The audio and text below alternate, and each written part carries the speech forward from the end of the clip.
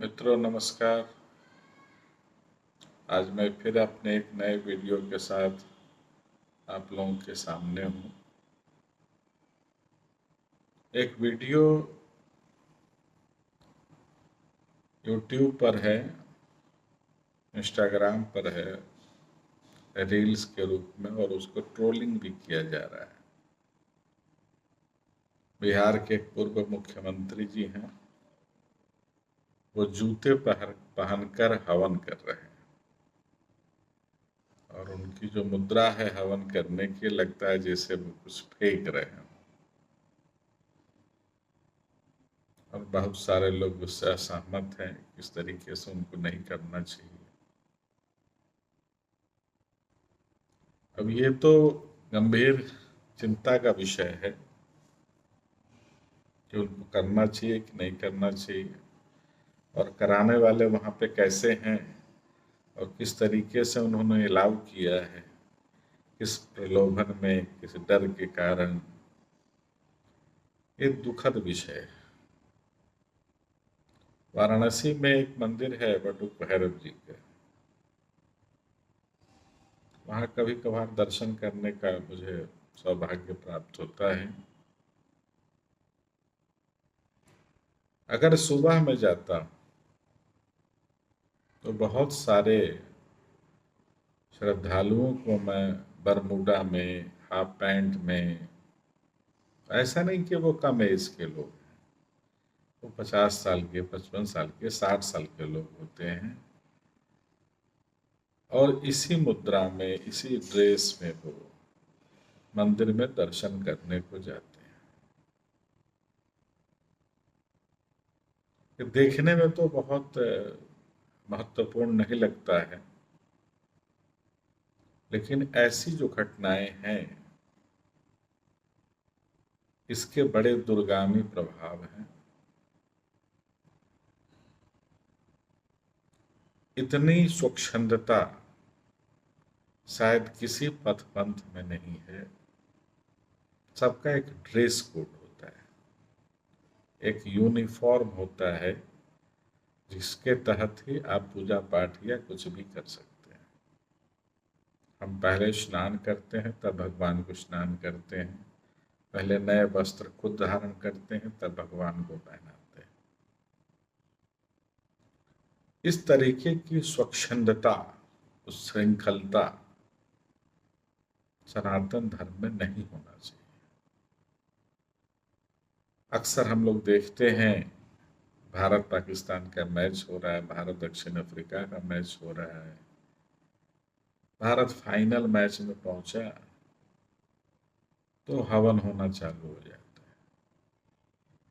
और हवन किसके लिए होता है, करने वाले कौन होते हैं? हो सकता है उन्होंने स्नान नहीं किया हो सकता है उनके कपड़े शुद्ध नहीं हो, हाथ पैर भी उन्होंने नहीं धोया हो। केवल अपने को हाईलाइट करने के लिए, लोगों के सामने अधिक से अधिक अपनी प्रस्तुति देने के लिए इस तरह के उल्लू जुलूल काम होते हैं। दुखद विषय ये है कि जो वैदिक ब्राह्मण हैं, वो भी पैसा के लोभ में, कुछ रुपए उनको मिल जाते हैं, इस लोभ में भी ऐसे हवनों की व्यवस्था करते हैं। दुर्भाग्यपूर्ण है। मैं तो व्यक्तिगत रूप से व्यथित होता हूँ।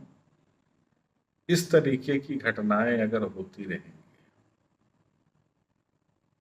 तो शायद सनातन की दुर्दशा जहां तक पहुंची है, उससे कहीं और ज्यादा हो जाए। हम आत्ममुक्त हो रहे हैं कि हम बहुत सही कर रहे हैं, सब कुछ कर रहे हैं। आपका जो परिधान होना चाहिए पूजा पाठ के अनुकूल, वही करना चाहिए। इतनी स्वच्छंदता अच्छी चीज नहीं है। मूल स्वरूप इसका नष्ट होता जा रहा है। ये चिंतनीय विषय है। हर समय आपको जैसे रहना हो आप रहते ही हैं। तमाम तरह के तर्क आपके द्वारा गढ़े जाते हैं। शायद आपकी अंतरात्मा कहती होगी कि आप झूठ बोल रहे हैं, लेकिन बाहर से आप सत्य बोलते हैं। बोल हम तो ऐसे ही करेंगे।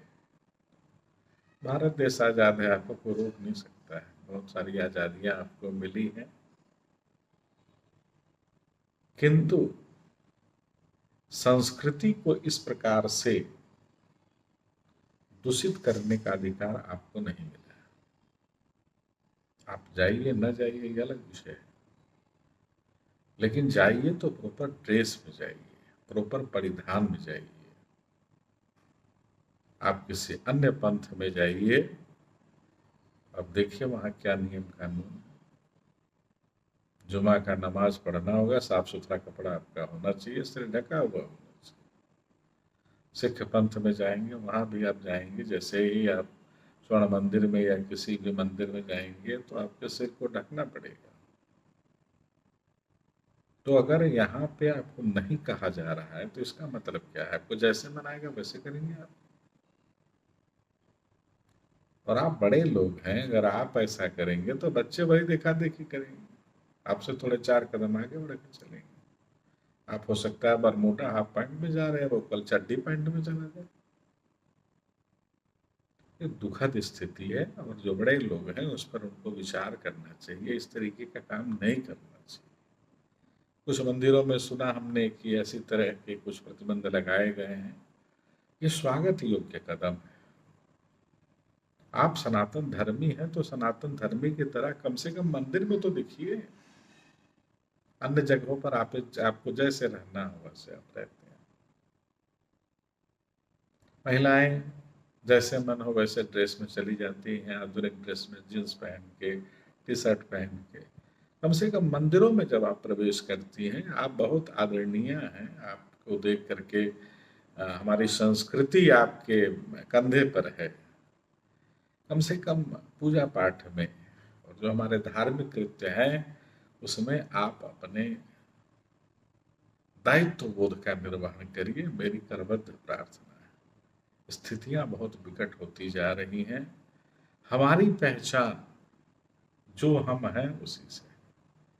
जबरदस्ती हम आधुनिक बनेंगे, इससे हमें कोई फायदा होने वाला नहीं है। धन्यवाद। से अगले वीडियो में। जय काशी विश्व।